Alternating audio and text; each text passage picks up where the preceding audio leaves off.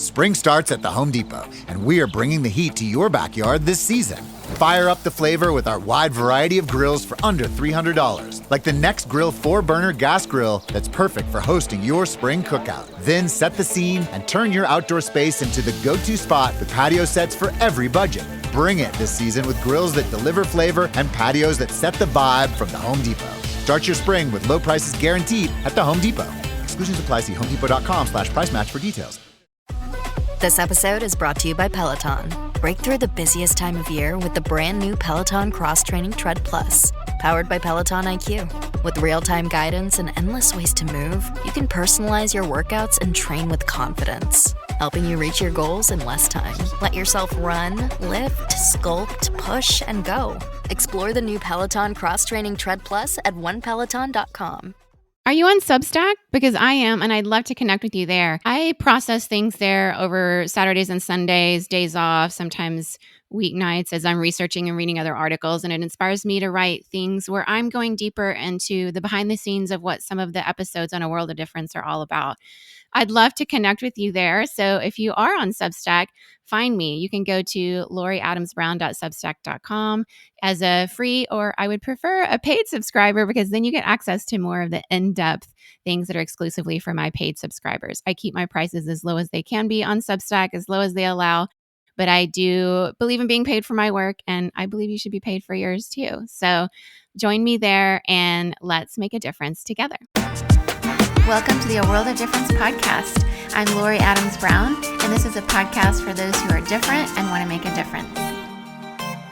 Hello, and welcome to A World of Difference. I'm here with many other leaders that are working in the talent space. We've got some venture capitalists. We've got a lot of vendors here in the Expo Center. We're here at Transform 2026 in Las Vegas, where I am getting to meet people in real life that I've met over Zoom virtually. And so you're going to hear from one of those leaders today on the podcast. And I'm really excited about talking about what is working well at work, what's not working, and the why behind what some of our leaders are doing and the difference they're trying to make. So really excited to have you on the show today. Welcome. Thank you. I'm so happy to be here. It's so fun. I actually just went to a session together. My friend Tracy Laney, who used to be the chief people officer at Levi's, did an incredible session we were at on a head and a heart. And she teaches at a business school out of Chicago. There's so many great conversations going on. And I wanted to dig a little bit today with you around who you are, what you're doing. So I'm going to give you a chance to just introduce yourself to the difference makers out around the world who are listening today. Tell us about what you do and who you are. Great. My name is Daria. I started a company called the Working Optimist. We have a Working Optimist Mindset Method, which is we bring neuroscience-backed tools that are based in positive psychology into the workspace in a container where you can get connected to the people that you work with, and you can understand some of metacognitive behaviors that you can apply to your workspaces every day and change the way you think about working and the way you think about thinking. Love it. And they say, at least I've read, that metacognition, or the thinking about how you think, is one of the higher levels of intelligence. And so you're actually addressing some of that. And I think we often don't slow down in our very fast pace. Even this conference is very fast paced. So filtering all the information, and then even for myself thinking, what do I think about this? These are questions for leaders right now. As you think about that and you look at work and the landscape of work, what are you optimistic about? What are you excited about? I'm excited about the conversations that are happening around EQ and the importance of it. Yeah. I'm excited that we now realize that being the most intelligent person in the room will not make you the most successful, nor will it make you the most engaged or satisfied, which are the biggest problems today in our workspace.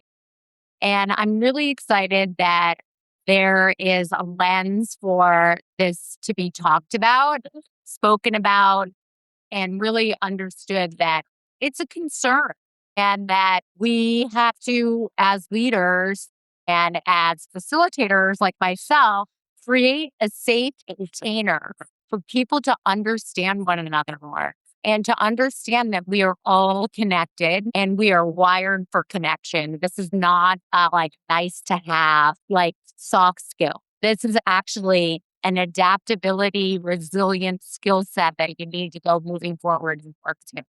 and to get through this next stage of the age of digital transformation, which is big shift for us.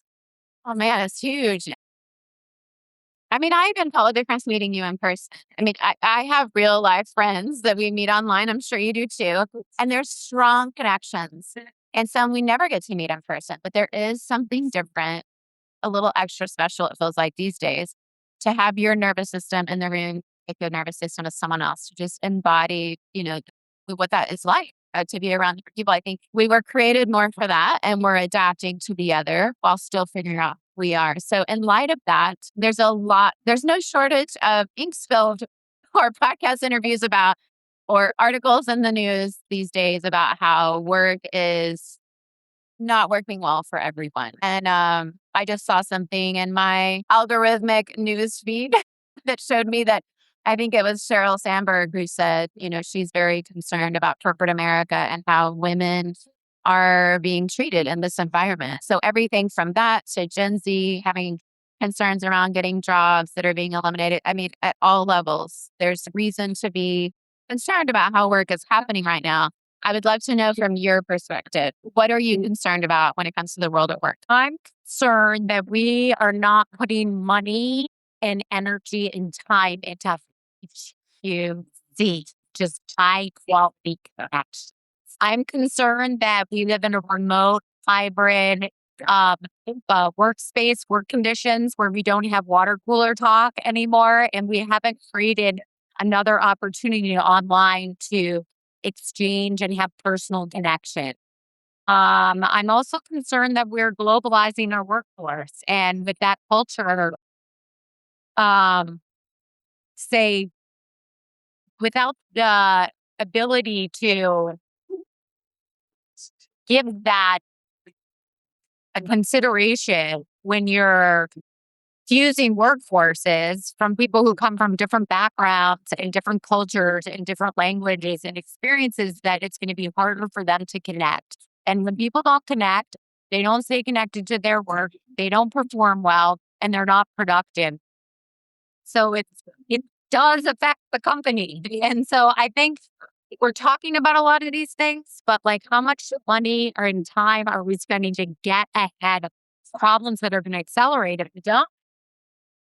Such a good point. We actually sat in the session earlier where they talked about the dollars and cents of that. And it feels as though, I had a short conversation after that where it was people are often so burnt out because of the amount of information coming at us. I actually had a conversation with somebody recently, and they were asking me, what do I think is the top number one leadership core competency that people need right now? And I shared what, my top three were. And the one that she expressed was the ability to take complexity and simplify it. And I think along those lines is just all the information coming at us to be able to filter through what really is important. That is really difficult for most of us, with or without technology, AI agents helping us do that. But what's happening, there's a lot of burnout. And I'm seeing it at C-suite levels in tech and across industries. I know many of you difference makers are seeing it too. And what happens that I learned from my disaster relief experience years ago is that your ability to make good decisions really diminishes. And there's data around that.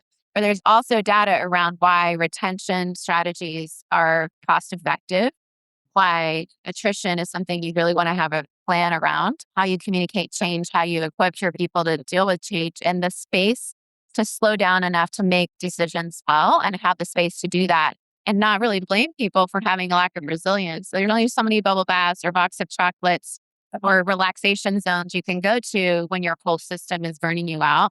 So I'd love to hear your perspective on burnout and how you're seeing it right now. That's a really good one. Burnout is accelerating at a very high pace. And I would actually say that being disengaged is part of burnout.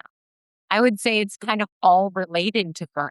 Not having connection to your coworkers, not knowing stuff about their personal lives, not feeling psychologically safe. All that stuff like accelerates the burnout because it increases what happens is your amygdala is going, it's raging, right? And if your amygdala is raging with your central nervous system, you're getting more stress. You actually can't access prefrontal cortex, which is your brain right here. there's a block to it. So we're not able to make effective problem solving solutions and decisions based on, perhaps a challenge or onboarding about AI when our amygdala is raging. And when we have all of these things coming at us where we don't feel like in alignment with our company's purpose and goals, and there hasn't been clarity about that, and there hasn't been a space for that to sink in for people, then burnout accelerates. And so I would say that all of it kind of is a condition of burnout. It is really troubling. And I don't know that if we continue along this path, what that's going to mean for us, for the companies, the organizations we work at, our society in general. It is something that, whether you have a background in sociology or not, I think most of us can understand this will affect us and is affecting us on a large scale. Which leads me to my kind of last and final question for you, which is why do you do the work that you do? What's your why behind all this? My why. Okay. So when I learned about positive psychology and neuroscience and metacognition, it changed the way I walked through the world. And it had such a massive impact on me. And full disclosure, I've not had the easiest time in life. I've had a lot of struggles with, you know, uh, alcohol and eating disorders and all of these things, all these years, therapists. And nothing helped me like understanding what's happening in the brain. Because when someone just explains it to you, it's so much easier to intercept those patterns that you have embedded in that allow you this openness and willingness to connect to people on another level. So for me, this is like a moral, like I wanted to help people see that they have a choice how they walk through the world and how they think about thinking and how they stay connected, not only to other people, but to everything within the world. Like, being outside and nature, we are all connected. And so having that like understanding changes how you behave. And when you change how you behave, everything changes around you. It's a ripple effect. So that was my call to action. I love it. I feel like the best work we can do is when it comes from something deep within our own lived experience. And I think for those of us who have any kind of battle scars, or I think one of the speakers earlier in the large session called it sore spots. When you have anything like that in your own personal lived experience and your own history, your background, and your work comes from that, it comes from such a more deeply spiritual place and gives you so much compassion for the people you work with. So thank you for sharing that so vulnerably. I think you're doing such an incredible work, making a difference in a place that we really, really need it right now. So I would love for you to let the difference makers know where they can find you and more of your work and reach out if they have any more questions. Easy. Yes. You can follow us on workingoptimist.com. We're on LinkedIn and Instagram. And my name is Daria Manash. You can always reach out to me. I also do executive coaching and transformational coaching if you just need help as an individual. And we're going to be doing lots of free demos soon. So please connect with me, even if you're just an individual looking for a job or doing job crafting or trying to figure out purpose around your job. We can help you strategize those things and get yourself clear and level-headed and balanced and ready to conquer the world. Doesn't that sound wonderful? Yes. For those of us who like to make a difference in the world, we need people that are helping us do that well. So thank you for being on the show today. Thanks for having me. Thank you for the difference you're making. And difference makers, reach out to her for more. Here's her little card that she gave me earlier with the cutest little colors. And it's the work she's doing is incredible. Thanks for being on the show today and for the difference that you're making. It's nice to be here. Okay, difference makers, I know you, and I know when you hear something you really enjoyed and you learned from it, you want to share it. I am like that too, which is why I love to promote guests on this podcast for you to get to hear them yourself. Sometimes they write books, sometimes they write on Substack, sometimes they podcast, sometimes their voice is just every day in the workplace where they live and impact their communities in a variety of ways with all the hats that they wear. So if you enjoyed this episode, and I hope that you did, please share it with a friend, a parent, a neighbor, somebody you went to boarding school with back in the day, somebody at work, your boss, people on your team, because this is a message they needed to hear. And it have impacted you. Please give us a 5-star rating and give us a review. It really helps our reach for more people like you to find us, the difference makers, the listeners, the leaders, the people in your communities that are making the world a better place. I appreciate you so much. The UPS store is making packing and shipping Easter gifts quicker than ever this year with UPS Air. How quick? Quicker than a walk around the park. Quicker than eating all the Easter candies. Quicker than finding a golden egg that you know is stuffed with cash. When you ship UPS Air at the UPS store, your items arrive on time or your money back. Guaranteed at no extra cost. Exclusively at the UPS Store US retail locations. Send Easter joy on time at the UPS store. Visit the upsstore.com/air guarantee for full details. Terms and conditions apply. Ryan Reynolds here from Mint Mobile. I don't know if you knew this, but anyone can get the same premium wireless for $15 a month plan that I've been enjoying. It's not just for celebrities. So do like I did and have one of your assistants switch you to Mint Mobile today. I'm told it's super easy to do at mintmobile.com/switch. Upfront payment of $45 for 3-month plan, equivalent to $15 per month required. Intro rate first 3 months only, then full price plan options available. Taxes and fees extra. See full terms at mintmobile.com.